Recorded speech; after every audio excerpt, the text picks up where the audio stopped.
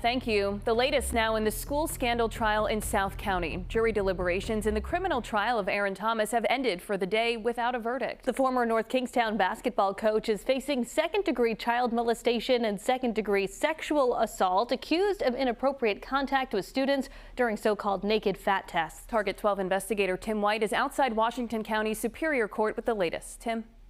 And I'm joined by Target 12 investigator Eli Sherman. Eli, deliberations been going on for a little over 2 days now. Still no verdict. What should people take away from that?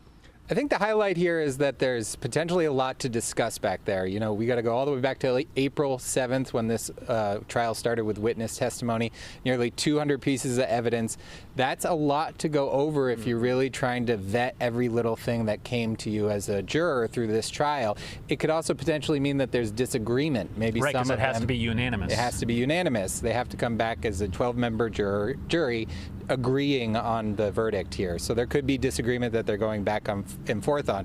We don't have insight into that room. It happens behind closed doors. But we did, Tim, hear that there were some questions that came out to the judge today. Right, and both sides get together, discuss what those questions are, and they send back a written answer to the jury. And look, lawyers will tell you that every criminal charge comes with elements, and think of those elements as like ingredients in a recipe. If you don't have the ingredients, you can't make the meal. So it says at least that the jury is going through each of those elements, because we know they asked about dates when an alleged crime may have occurred. So they're probably working through each of those elements. With no verdict, though, Eli, that means this trial goes into next week.